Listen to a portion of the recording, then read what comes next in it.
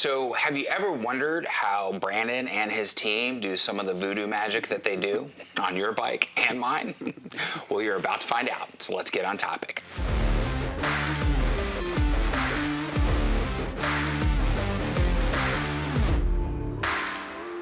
Hey everybody, it's Thomas with Get Out Arizona, and you are watching another great episode of Toolbox Topic. I'm joined once again by my co-host Brandon Van Looven. Brandon, how the hell are you? I'm doing all right. Nice. And we're coming to you once again from Truck Bicycle Stores of West Phoenix and Goodyear, Arizona, because it's where the cool kids hang out, huh? And me. And today's topic is going to be the tools you use to do the voodoo that you do on your bike and my bike, right? I know, friggin'. So. Or this could be on torture devices. Torture devices, that's true. Marquis de Sade. They also double as torture devices. Was that, It looks like when they rolled out the roll for Braveheart. Right, or for William Wallace. It was the Mel Brooks movie, The Meaning of Life, or History of the World. The Inquisition. Oh, right. That's the name, the Inquisition. All right, guys, we'll let it be. So we won't even bore you with the details from the mountain biking festival. We're going to jump right into it. And yes, I see, some of these. And, this almost looks like what they carry in the alien spaceships, Brandon, I know. To probe our minds. And the reason I brought these guys out is these are tools that we don't necessarily use all the time. Right. So if we don't use them all the time, you don't need them in your garage. Right. You don't need them. And some of these guys are super expensive as well. Right. And as you can see, there's the full complement of tools back here. Yeah, the normal stuff. This is the normal stuff. But these are the ones that, when you got to bust this out, they stay, we got problems. They stay in a special drawer, for sure. So, I'm not even going to go down that road. Just keep going. Which way do you want to start? You want to start that way or this way? Well, let's go from here. Now, I know what this is. Right. Because you've used this before on mine. So we use this probably multiple times a day. This thing gets a workout. And this is the older one that we have. We have a newer one that's a little more flexible for getting around different frames. But this is the Derailer hanger alignment gauge. Right. So I can use this when I can't quite tell. So if you come in and you wreck your bike, and I look back there, it's like, this thing, it's bent. We're just going to bend it back and get a new one. But sometimes a bike is bent slightly, and I can't tell just using my eyes. So I need to get that gauge out, align it. We remove the derailleur, put it on the derailleur hanger, and we use this little feeler as a reference to the rest of your wheel, and it kind of pivots around, and as it comes around, if it's bent, you'll see that this thing come away from your wheel and towards your wheel, or whatever the case may be, however you screwed it up.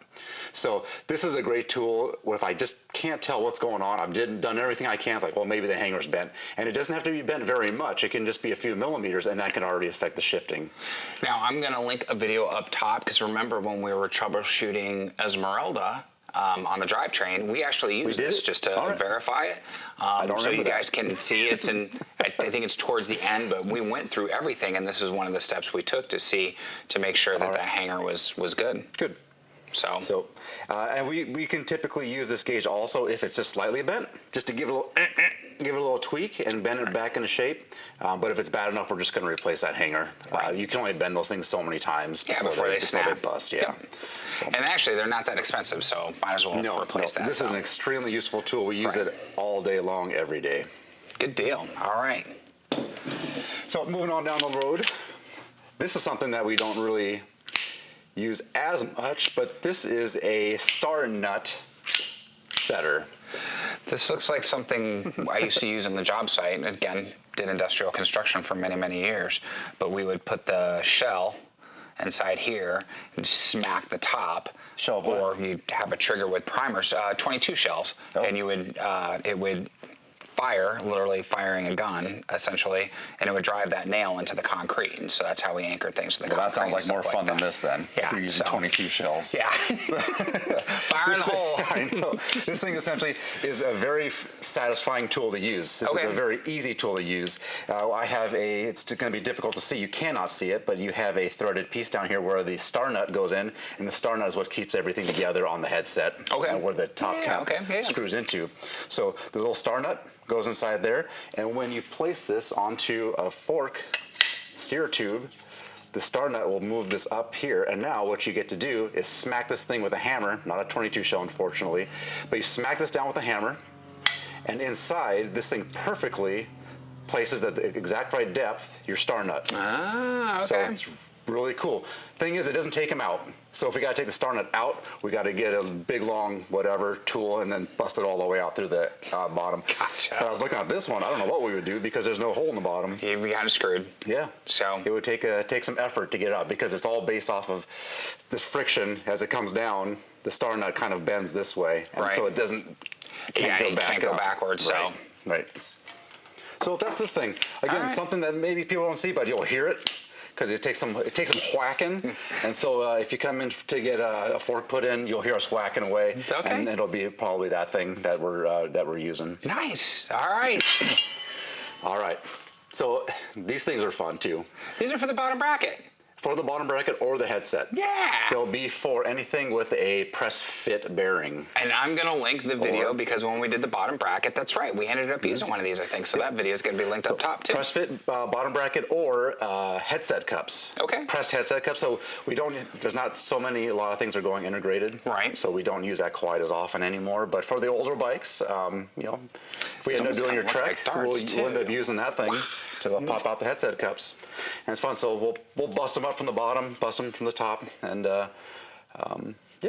All right. People don't see that very often, but if you hear whacking going on in the back, It could be one of these. Guys. Yep. Okay.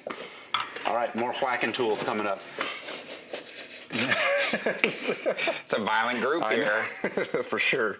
So these guys are the fork crown race setters. Okay. So you have a 1.5 or 1/1/8 and then a 1-inch And it even says right there. So there is, according to your headset bearing, there's going to be a fork crown race. There's not one on this one because this one would have been integrated. Right. But that fork crown race needs to be set with a lot of pressure onto the fork crown.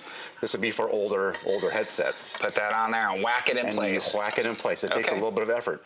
There are a number of, I didn't pull out, there's so many, there are a number of different fittings that go to the bottom of these guys, and we try to get the best fit so that we don't damage the crown race as it goes on. Right. So they're all different sizes, all different shapes. So you hit it, there's that fitting on there, it puts an equal amount of pressure, so to speak, as it's putting it in place. Yep, okay. Exactly. Cool. Typically we'll do this 2 people because we don't want to put your fork on the ground and hit it. Right. Because we don't want to ruin any of the dropouts or anything like that. Oh, geez, that was quick. Yeah, we're really not moving around enough. So typically one person will hold them together like that, and we'll sit there, and the other guy will use a hammer and get it on there. Okay. Hey, if it works. It's just more gentle on the fork. It takes more whacks, obviously, because doing that. But just sure you're right. You're just going to eliminate any damage to the fork. Right. So to remove that fork crown, we got this guy. Jesus, this thing's a beast. Yeah, the fork crown race, I should say. So let me guess. Thread this open. Correct. Put that in there, and then you got these blades. Thread it into place. These blades, it's hard to see, but they are beveled. You're right. So what happens is they come in, they get underneath the fork crown race, and they'll pop it up. We'll just get a little bit of purchase on there, and then we start backing it up with this guy. So once we get a little bit of purchase, we start screwing this down, and it will pull the fork crown race up off of the fork crown. It's like a cartridge puller for a plumbing tool when you're pulling cartridges and stuff like that. So same principle. All right, cool. So, again, something that nobody is going to have in their home. There's no reason. There's no reason for that. I don't even have one of these guys, and I got some stupid stuff in my garage. So, but it's nice to see every once in a while. Yep. All right. Cool. All right. Coming down the row. Unfortunately, another tool that we don't get to use enough, but we love using it, is the headset cup press. Okay. Headset cup press, you'll notice, has a number of different, because everything's integrated now, we're just putting bearings right into frame. Right. But every once in a while we'll get to use this. They have different sizes for the headset cup. And it's just one of those things too. It's a specialty tool that we don't get to use much, but also pressing a headset cup is dangerous because you can really mess it up. So it's a very not detailed, but it's a very precise installation. Okay. Even though we have this press that's very foolproof, if you see someone putting them in, they're always looking all the way around, making sure it's going in straight, making sure it's going in straight. I mean, it's a little bit I of could a. see if you went cantilevered and you kept forcing it in, you can flare out that headset area. You could do some damage. Okay. So it's a little bit of a nervous tool sometimes. And then also what you want to do, if there's logos on there, you want those logos perfectly lined up. You want it to look nice too. Right. So when you see people using this, man, they're all over it. They're looking around, making sure everything's going in straight, everything's going in level. And then what you would do once you get a little bit, well, depending on how tall your headset is, you move this down to the least amount of slack, and then use this top guy. And sometimes you can do both at the same time. It all depends on the situation. Okay. But typically we'll do one at a time, because then we can use also the headset itself as a leveling Okay, base, that makes sense, yeah. a solid base to go off of. Awesome. So again, no one's going to have this in their house, almost nobody, but it is a super cool tool. And That is a super cool tool. You feel special using it. Now, the only other person that I could think that might have some of these tools, okay, in their garage, they do a lot of work on bikes. NYPD cycling. It's my friend Tiburon, Mark Herc. So, but he has his garage kind of set up like you have the work area here. So that's cool. But he's doing so much work on so many bikes, it would make sense. Yeah. But normal schmucks like me, no, not a chance. So on a smaller scale, we have the kit for a bearing press kit. Okay. Again, no one really, they're not super expensive. They're not a terrible thing to have, but they do so many different bearings. You really only need for your bike one or two of these at the most. Right. So every one of these little guys corresponds to a different size bearing: 6802, 6902, 6803, things like that. You'll see them on there. Some of the SRAM bearings are on here. And this is just a small little press that, once again, it's a precision tool. Right. You want to make sure that they're going in straight. We'll use these for bottom brackets. We'll use these for all the little pivots on a dual suspension bike. Yeah, that's about it. You see that how it has to have the precise fitting to make sure that the bearing goes in straight, and you do the best job possible. It's I'm going to be honest with you. Before we had this, a long time ago when we first started up, we used to pound them in with a hammer. Just for a little while until we got this. So much for precision, guys. I know. So it's like, we'll get the board wall now. I've done that too before. You get the flat piece of wood and you hit it with a rubber mallet. Right. So we're getting that even. Or using the vise to get it in. But this is it's a much more precise tool. Absolutely. Using these guys, and we feel better about it. I would imagine so. So now here on the back wall, and we're really going to dive into this, there are some tools that I wouldn't necessarily consider specialty tools, but they fall into a gray area of whether or not you're going to have them in your garage, depending on how in depth you want to go into your own maintenance. And we'll get into those in the next episode. There will be a next episode. But as far as cost goes, if someone's like, oh, I still want those tools or whatever like that, I can't imagine that these are cheap acquisitions. No. Yeah, these have to be fairly they're expensive. Hundreds of dollars in some cases. And then when it comes to like facing and chasing tools, they're hundreds of dollars. Okay. All right. Now, we do the quick tips, the Toolbox Topic quick tips, so you can do it your damn self. But for what these tools are used for, bring it to the bike shop.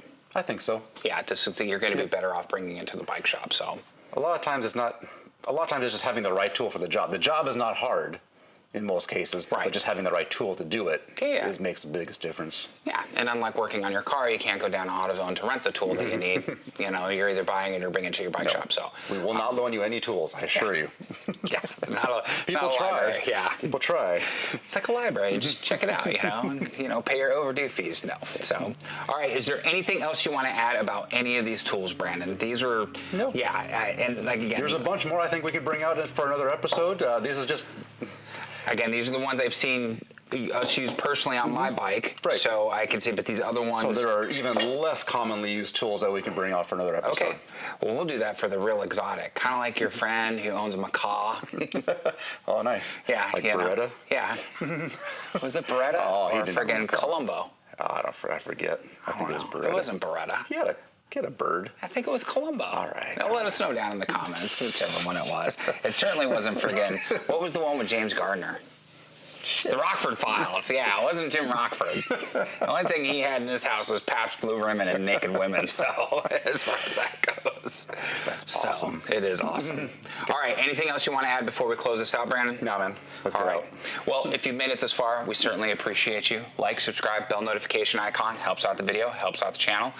It's the trifecta we love so much, okay? Links down below. Check Bicycle Stores West Phoenix, the most important link. Follow that link. If you have any questions that you don't want to ask in the comment section below, okay, feel free to call the shop, talk to Brandon, talk to one of his qualified teammates. Guys and gals down here are super amazing. Instagram, Facebook, TikTok, the devil's work, but it's our social media, and we need it to get the word out for Get Out Arizona. We just hit a milestone, 1 million views. I was super excited about that. We're on the road to 2 million, so you guys can help us out there.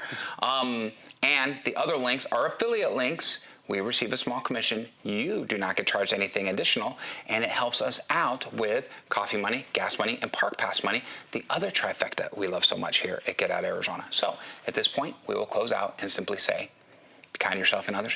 Be amazing stewards on that trail, all right? Remember, we lead by example, and we have to ask, what are you waiting for? Get Out Arizona. Yeah. We'll see you on that next adventure. Take care, everybody. Brandon, we'll see you next week, man.